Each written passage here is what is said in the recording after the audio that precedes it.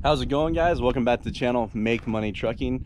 And as you guys well know, I have my 2016 Freightliner Coronado Glider behind me, and I wanted to go over a 6-month ownership review, just like I did on the blue truck there about a year or so ago. I think I did that one about 6 or 3 months in on that one. We're gonna do it on this one. I've had it for about 6 months now, so I just wanted to go over some of the pros, some of the cons, problems I've had with it, and then future plans for the truck, which may be pretty surprising to some of you. But yeah, so here she is. For you guys who don't know, I bought this. I always wanted a glider. Sorry for it being dirty. Just gonna have to ignore that. It's been sitting here because I've been running my blue truck and not this one.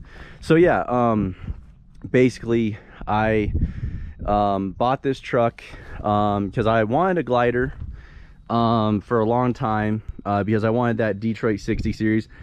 As you guys know, that's one of my favorite engines. I talk really highly about it on a lot of my videos. Go check them out on my channel about how the Detroit 60 series is one of the best all-around semi motors ever made. But yeah, so I bought this truck because well, what I currently did, the work was slow, so I went and got another contract, and the people I went to work for, they wanted a 2013 or newer truck, essentially. So basically I end up having to buy a 2016 because my 2011 they wouldn't take that on, unfortunately, so I went and bought this. I figured if I'm gonna go buy a newer truck, might as well go all out and buy a glider. So that's what I did. Starting off, I bought the truck. It was pretty good to me.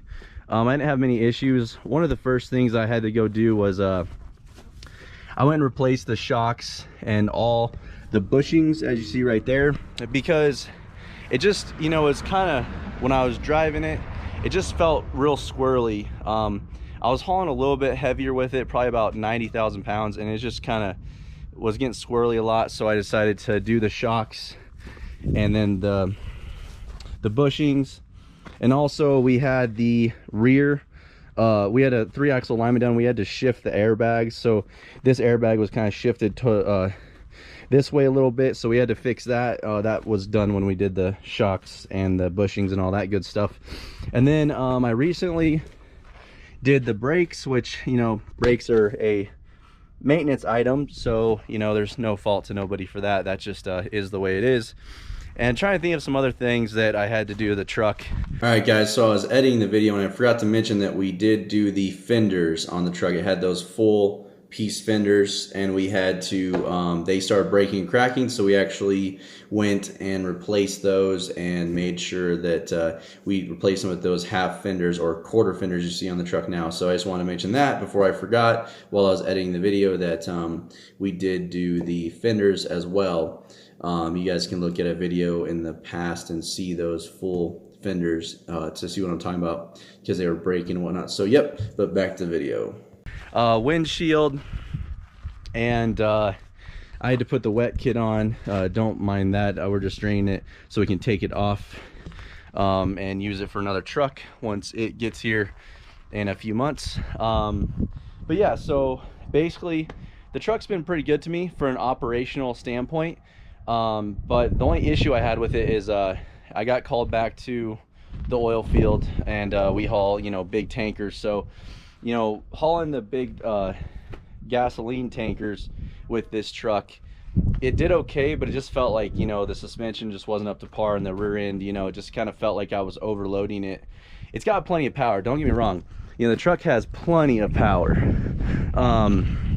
It's got 550 horsepower Detroit 60 series that was built from Detroit remanufacturing, so the power was there. It was just the fact that the chassis and the suspension just didn't feel like it was up to task. And I don't know if that's because the truck was like really rode hard and put away wet by the previous owner. It was a one-owner truck with a lot of service records.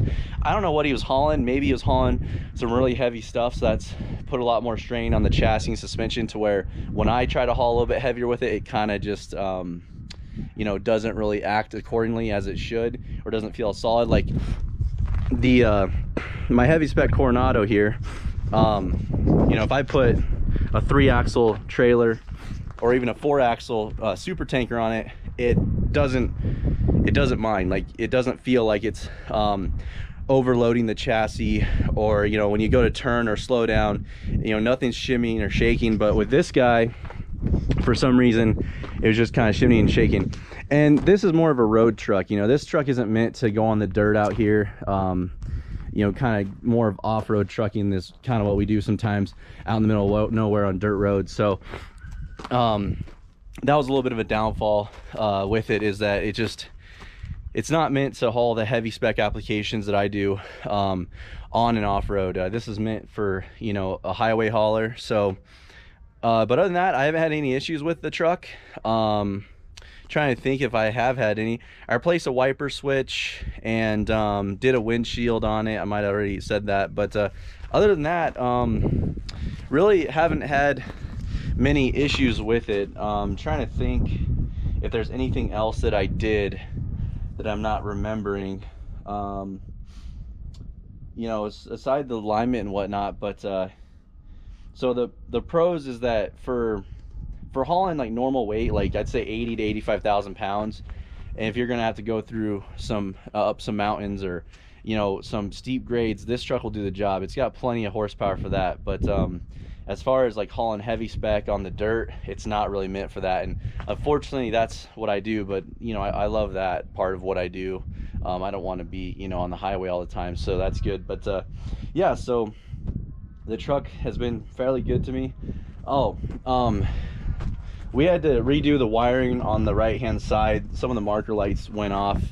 And so we had to redo some of the wiring but that's little things, you know. We did the front brakes as well, and pretty much that's about it, guys. So yeah, I just wanted to give you guys a little, you know, 6-month update review on how the Coronado has been treating me. I'm gonna try to start making more videos with the trucks and whatnot, but just been real busy here lately, and you know, preoccupied with some other projects, like, you know, the new car that I got and whatnot. So just kind of enjoying that. But yeah, so overall it's been pretty good to me. Unfortunately, for what I do, the heavy spec applications doesn't really fit into, you know, the kind of work that I need it for. But as far as like any other types of work, like up and down the highway, it did phenomenally, and it's never let me down. So all right, guys, hopefully you guys found this helpful. Just kind of giving you guys a little bit of an update on it, if you're wondering kind of what's been going on. And then I'll have some pretty exciting, maybe shocking news for you guys in the next day or two, coming up very soon, about, you know, moving forward and what I'm going to do with like trucks and whatnot. So have a good one, guys, and I'll see you on the next one.